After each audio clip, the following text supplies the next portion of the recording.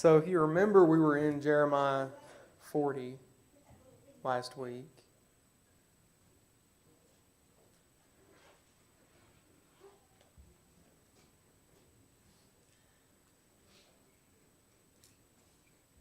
Today we'll be in chapter 41 and 42, I think, is what we're going to try to cover.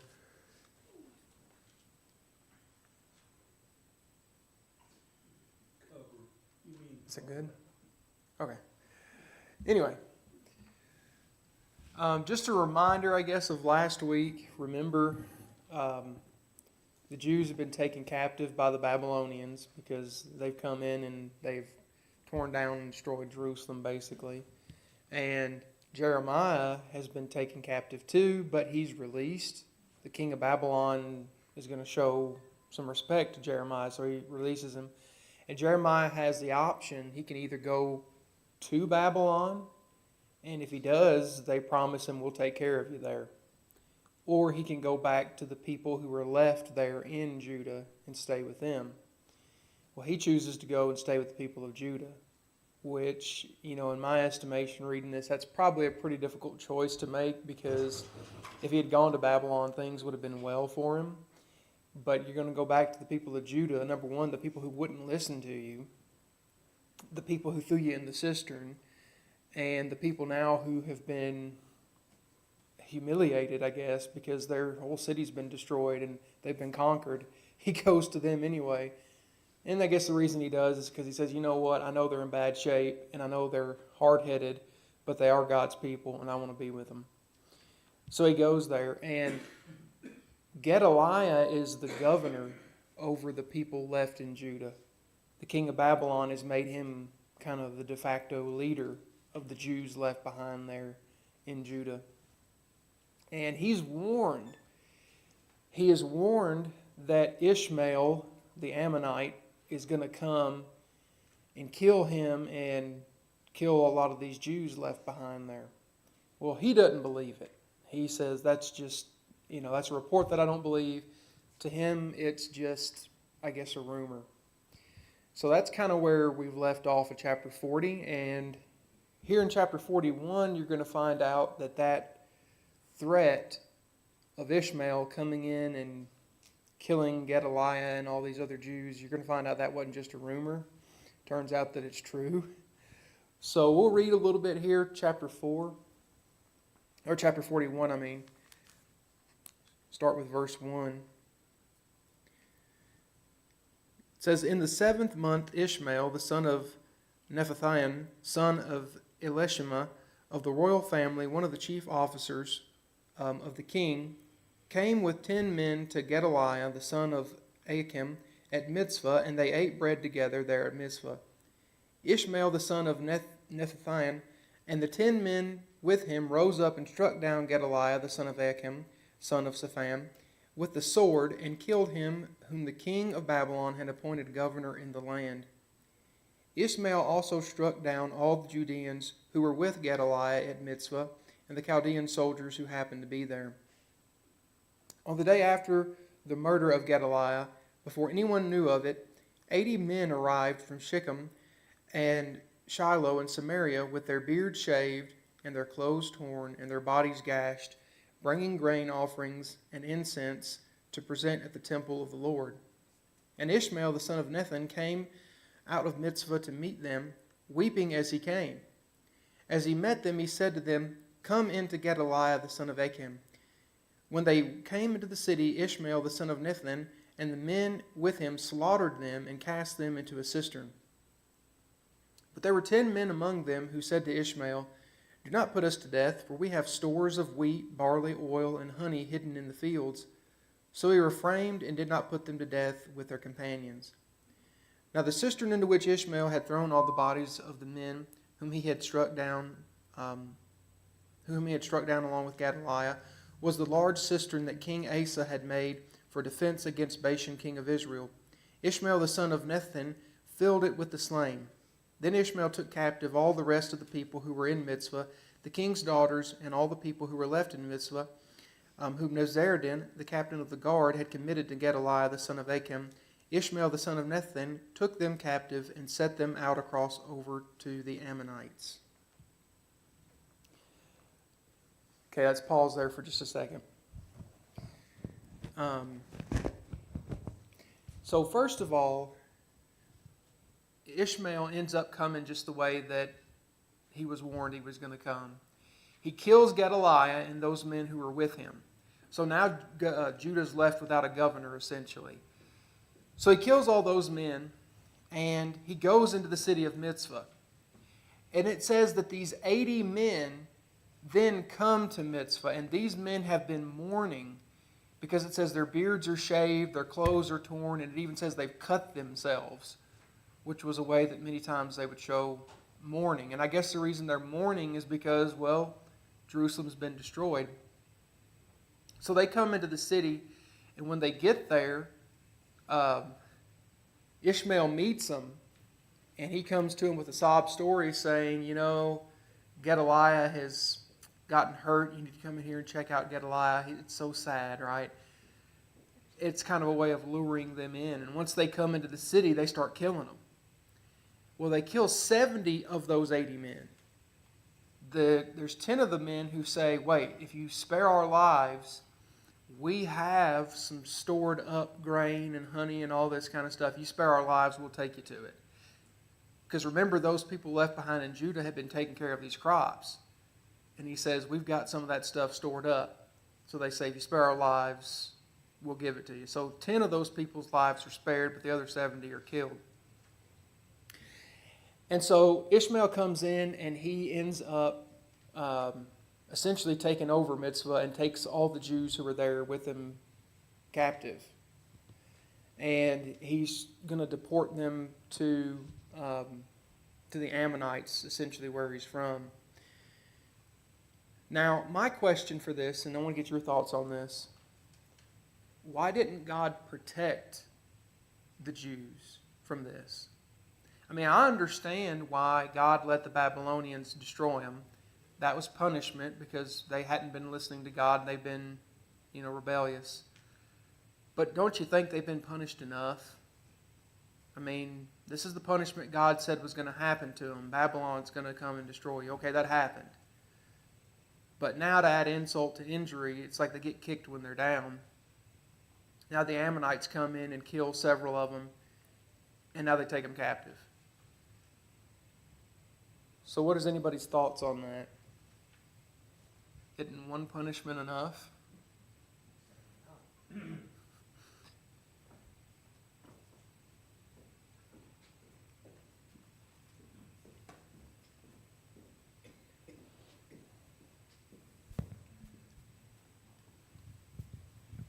They were punished, but they still haven't learned.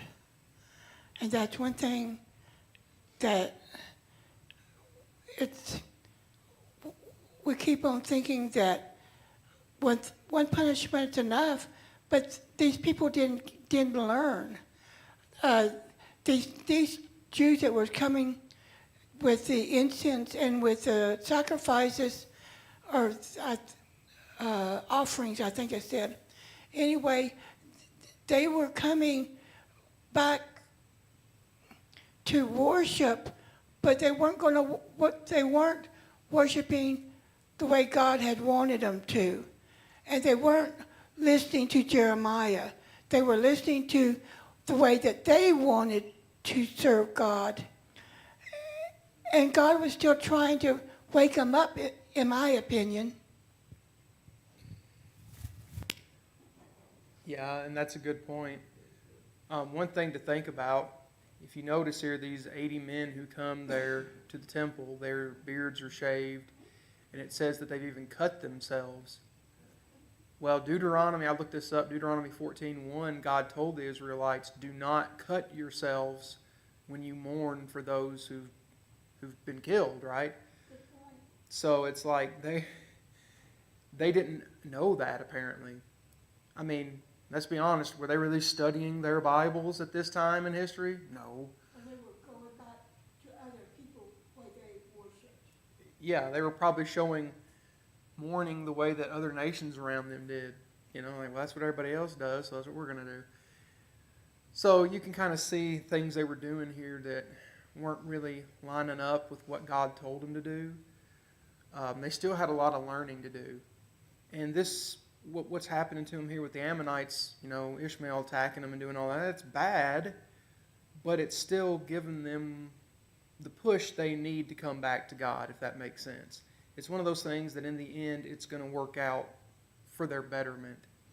And this is actually pretty bad too. I was thinking about this. When he kills those men, when Ishmael kills those 70 guys who come there, it says he throws them into this cistern.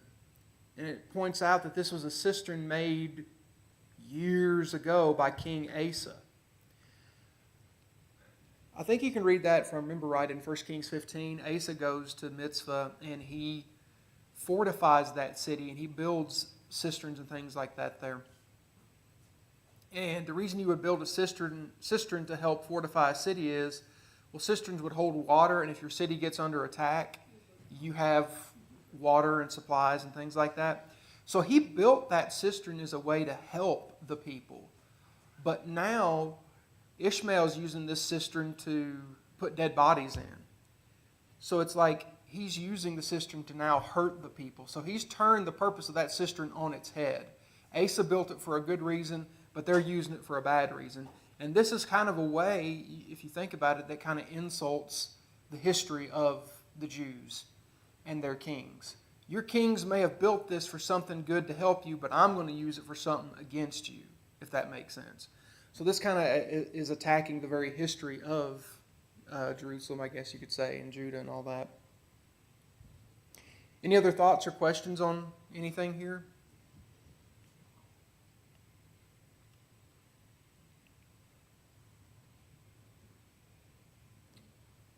Okay, well, let's read a little bit further then. We'll pick up with verse 11. Verse 11. It says, "But when Johanan the son of Kara and all the leaders of the forces up with him heard of all the evil that Ishmael the son of Nethanel had done, they took all their men and went to fight against Ishmael the son of Nethanel, and they came upon him at the great pool that is in Gibeon. And when all the people who were with Ishmael saw Johanan the son of Kara and all the leaders of the forces with him, they rejoiced. So all the people whom Ishmael had carried away captive from Mitzvah turned around and came back and went to Johanan the son of Kara. But Ishmael the son of Nethanel escaped from Johanan with 8 men and went to the Ammonites. Then Johanan the son of Kara and all the leaders of the forces with him took from Mitzvah all the rest of the people whom he had recovered from Ishmael the son of Nethanel, after he had struck down Gedaliah the son of Elkim, soldiers, women, children, and eunuchs, whom Johanan brought back from Gibeon. And they went and stayed at Gurith, Chimar, at Bethlehem, intending to go to Egypt because of the Chaldeans, for they were afraid of them, because Ishmael the son of Nethanel had struck down Gedaliah the son of Elkim, whom the king of Babylon had made governor over the land." Okay, so long story short, Johanan goes after Ishmael, and when he gets to where Ishmael is, all the captive Jews see him, and they shout and they rejoice, and they run to him. Ishmael just lets them go, basically, because he flees once he sees Johanan and his men coming for him. He flees, and all the Jews go back to Johanan. Ishmael gets back to the Ammonites. He escapes. But Johanan takes the Jews, and it says here that their plan is to go to Egypt because they fear the Babylonians. Well, why are you fearing the Babylonians? I mean, they're not the ones who did this to you. It was the Ammonites. Well, I think the idea here is the Babylonians ain't taking care of us. They may have destroyed us, but they promised they were going to take care of us after this. But they're obviously not doing that because the Ammonites are coming here and doing all this with us. So what protection are the Babylonians? We're sitting ducks here. So they think that the best thing to do is to go to Egypt. Now, I don't know if y'all have noticed this, but if you pay attention to what we're reading here in Jeremiah, the children of Israel they're going backwards, if that makes sense. Because you remember the king that they had, King Zedekiah, he was run down and caught and captured on the plains of Jericho. Well, remember, Jericho was the first city that the Israelites conquered when they took over Canaan's land. So the whole Israelite history being settled and conquered there in the Promised Land started with Jericho. Well, their conquest over the land also ended in Jericho, because that's where their king here was finally captured and they were all subdued. And here it says they want to go back to Egypt. Well, where did Israel come out of in the first place? Egypt. You remember Moses and all them led them out? So it's like they're going backwards here constantly. Things are really digressing for the Israelites. God is really taking them down to the bare bones, I guess you could say. He's really humbling the people. And it's pretty bad. I mean, why would you want to go to Egypt? You would think, you know what, I don't know if we want to go to Egypt, because you know what, our ancestors were slaves in Egypt for 400 years. Maybe that's not a good idea. But they were thinking, well, considering where we're at now, Egypt looks pretty good. Because where we're at right now, the Ammonites and anybody else can get us. Egypt looks nice. Egypt looks prosperous. And maybe if we go there in Egypt, we'll be protected and things will go good for us. Anything's better than where we're at, is what they're thinking. Even if we have to go back to our old slave masters, we'll do it. Is basically what they're thinking is. And the problem here, as I read this, I'm thinking, well, the main problem I'm noticing is the people aren't trusting God. They were wanting to cast their trust off of God just because of this one incident. Well, you let the Ammonites come in here and do this to us, so we don't really trust you anymore, God. We're going to trust the Egyptians. And how many times do we kind of do the same thing? Like if God doesn't live up to our expectations and any little bad thing happens to us, sometimes people want to turn their backs on God. You know, people, I guess, today are no different. And that's kind of what's happening, I think, with the Jews here. But does anybody else have any thoughts or questions, comments?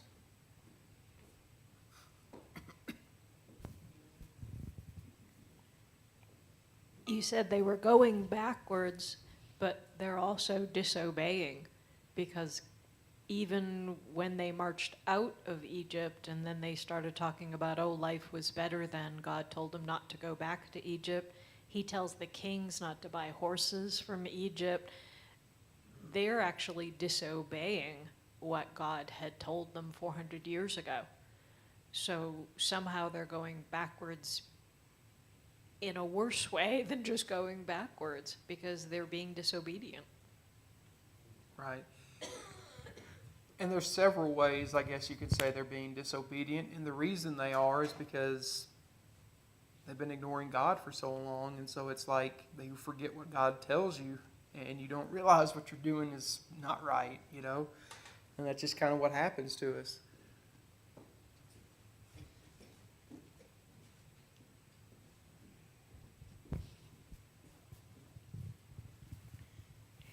And like you said, they stopped fearing God. They stopped obeying God. When Ishmael killed Gedaliah, the people were scared. They were afraid that the Babylonians were going to come in and really get mad at them, because they killed the Babylonians man that they put in charge. And so they were scared that they were going to be retaliated on because the guy died. But it was the fear. They didn't trust God, and they weren't going to obey God. That they thought that they knew better themselves. Yeah, and that's a good point. Trying to think, what's that verse? Is it Proverbs 3:5, where he says, "Trust in the Lord with all your heart, and do not lean to your own understanding. You know, in all your ways acknowledge Him, and He'll direct your paths." That verse kind of fits this situation. They're trusting in Egypt to protect them and other things rather than God. And as you're going to see here in just a little bit, in the very next chapter, God tells them, don't go into Egypt. Stay where you're at and I'll protect you. So they're going to have a choice here to make whether or not they're going to obey God with this. And In this instance, God gives them clear directions. You can't say, well, they didn't know because they were ignorant and they just didn't know because they hadn't been paying attention for it. This is a direct communication from God, and we're going to see whether or not they're going to be obedient to that. Any other questions or thoughts or comments? Okay, so let's look at chapter 42. Look what the people do now. Chapter 42. Then all the commanders of the forces, and Johanan the son of Kara, and Jezan the son of Hosanna, and all the people from the least to the greatest came near and said to Jeremiah the prophet, let our plea for mercy come before you, and pray to the Lord your God for us, for all this remnant, because we are left with but a few as your eyes see us, that the Lord your God may show us the way we should go, and the thing that we should do. Jeremiah the prophet said to them, I have heard you. Behold, I will pray to the Lord your God according to your request, and whatever the Lord answers you, I will tell you. I will keep nothing back from you. Then they said to Jeremiah, may the Lord be a true and faithful witness against us, if we do not act according to all the word which the Lord your God has sent you to us. Whether it is good or bad, we will obey the voice of the Lord our God, to whom we are sending you, that it may be well with us when we obey the voice of the Lord our God. So the people tell Jeremiah, they all come running up to Jeremiah, Jeremiah, now we want to listen to you now, Jeremiah. So they come up to him and they say, you got to ask God what we're supposed to do. And they promise him. They say, now anything God says, we are going to do it. Even if it's good or it's bad, whatever, we're going to do it. So Jeremiah says, okay, I'll ask God. And we'll see what God says. And I'm going to tell you. And I'm not going to hold anything back. Whatever God says, I'm going to tell you all of it. Now, it's really interesting. Now, it's kind of good to see that the Israelites now have this zeal to at least say they're going to obey God. It's different from the way they were before, where they just don't care. We're not going to do it. Now they're saying, okay, well, listen. That's good, at least, that they're saying they want to listen now. Now, do they really mean it? Have they gotten that far yet? At least they've gotten to the stage where they're willing to say they'll listen to God. That's a step in the right direction. But are they actually going to do what they say? That may be something else they have to learn a little bit as they go along. So they plead Jeremiah. And it's interesting, like I said, now you want to listen to Jeremiah. So you can kind of see that things are heading there's a little bit of light at the end of the tunnel. Things are kind of heading in a little bit better direction now because of this. You can kind of get a glimmer of the good that's starting to come from this. Now they want to listen to what God has to say. So Jeremiah says, okay, I'm going to go, I'll speak to God for you, and I'm going to lay it on you, the good, the bad, everything that God says. Now, it's interesting because if you look at verse 7, it says, at the end of 10 days, the word of the Lord came to Jeremiah. Well, excuse me, God, but we kind of wanted to know that today. We didn't want to have to wait no 10 days to hear from you. We want to know now if we need to go to Egypt or what we need to do. Here you are making us wait 10 days to figure this out. Well, God could have made them wait a lot longer than that. Because if you know anything about God, the only way I know to say this is God likes to make people wait, whether we like to admit that or not. I mean, you think about, like I said, the children of Israel, they were in Egypt for 400 years. And then when Abraham and Sarah, God made them a promise that they would have a son, and they waited till they were old before they finally had that son. So God does like to make people wait, and I know we get impatient, and we don't really care too much for having to wait for things. But when you make people wait like that, you're teaching them a lesson along the way. You're teaching them patience. You're teaching them commitment. You're teaching them to have a deeper faith. We've got to have a faith in God that goes beyond immediate results, I guess is the point here. So they wait 10 days. And this is what ends up being said to them. Look at verse verse number 8. It says, Then he summoned Joanna the son of Kara and all the commanders of the forces who were with him, and all the people from the least to the greatest, and said to them, Thus says the Lord, the God of Israel, to whom you sent me to present your plea for mercy before him. If you will remain in this land, then I will build you up and not pull you down. I will plant you and not pluck you up. For I relent of the disaster that I did to you. Do not fear the king of Babylon, of whom you are afraid. Do not fear him, declares the Lord, for I am with you to save you and to deliver you from his hand. I will grant you mercy that he may have mercy on you and let you remain in your own land. But if you say, We will not remain in this land, disobeying the voice of the Lord your God, and saying, No, we will go to the land of Egypt, where we shall not see war or hear the sound of the trumpet or be hungry for bread, and we will dwell there. Then hear the word of the Lord, O remnant of Judah. Thus says the Lord of hosts, the God of Israel. If you set your faces to enter Egypt and to go to live there, then the sword that you fear shall overtake you there in the land of Egypt, and the famine of which you were afraid shall follow close after you to Egypt, and there you shall die. All the men who set their faces to go to Egypt to live there shall die by the sword, by famine, and by pestilence. They shall have no remnant or survivor from the disaster that I will bring upon them. For thus says the Lord of hosts, the God of Israel, As my anger and my wrath were poured out on the inhabitants of Jerusalem, so my wrath will be poured out onto you who go to Egypt, for you shall become an extraction and horror, a curse and a taunt.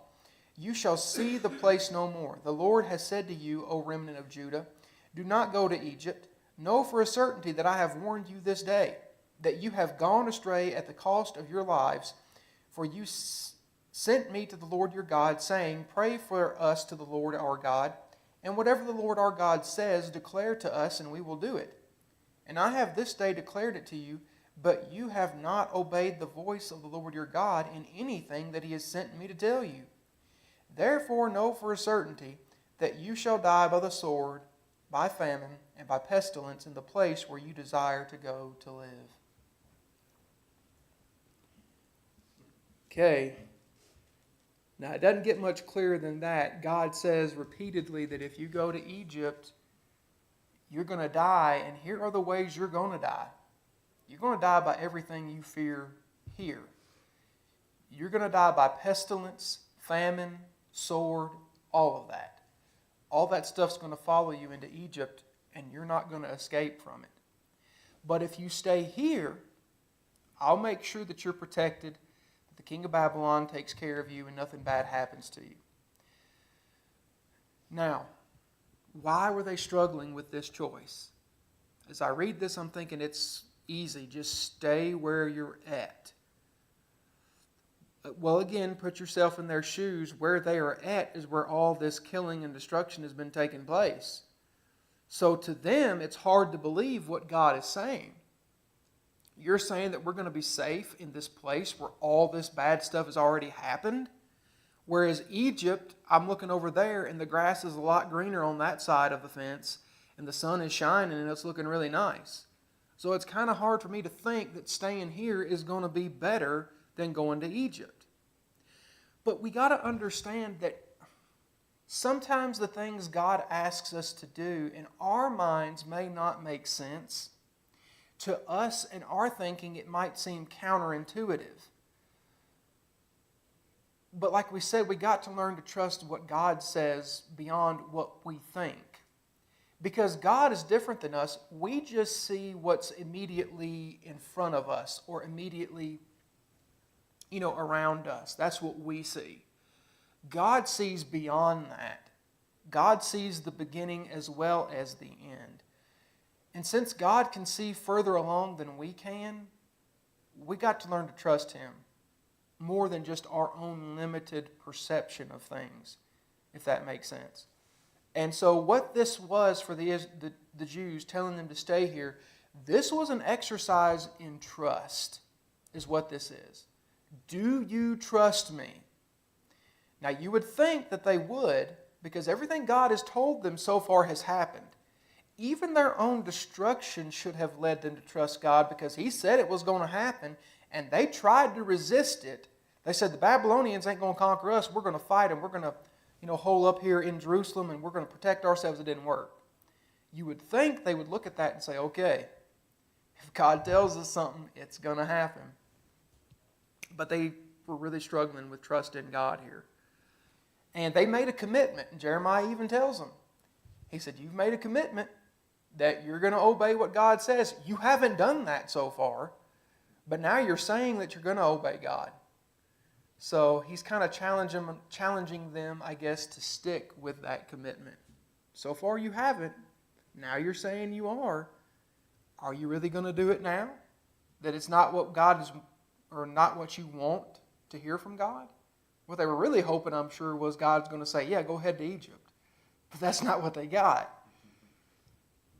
So can we believe in God whenever He tells us what we don't want to hear?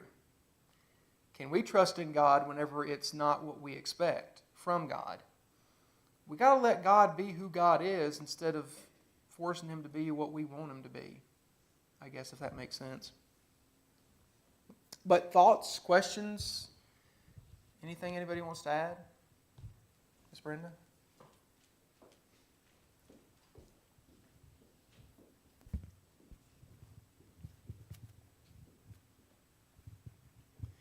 One thing, too, is Jeremiah in the past had been telling them what God had said, even when they didn't ask. But this time, Jeremiah was quiet until they were ready to ask.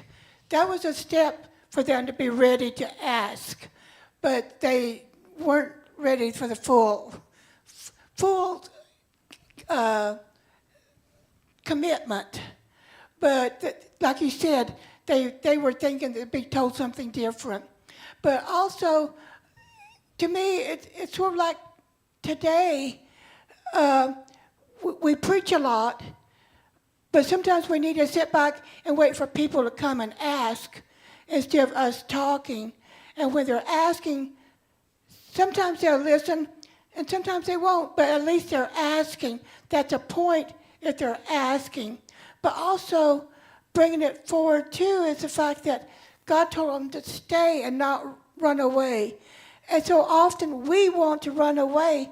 When the times get hard, we want to run away instead of sticking it out, saying, I'm going to trust God and do what God wants me to do, no matter what all the wickedness around me is.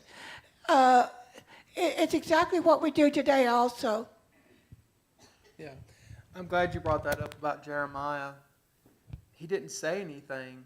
They had to come to him, and you read that, you think, well, why didn't Jeremiah say anything? But it's kind of like you said, he's waiting for them to approach him. When he tells them all the things that are going to happen, and that they're going to become an object of cursing and condemnation, it sounds a lot like Jonah. We're going to do what we want to do, and the people around you are going to know that you disobeyed God. Hmm. Yep. Even in their disobedience, God still was able to bring good out of it, because, if you disobey God and He punishes you, you're just going to end up being an object lesson for other people to look at and say, don't do that, if nothing else, right? But none of this is new. The Israelites have always, I guess, struggled with being committed to God. And what that shows us, I guess, today is God's people, even now, aren't too much different, because we struggle in our own lives sometimes to be committed to God the way that we need to be. We struggle to trust God. We struggle to stay committed to Him in difficulties, right?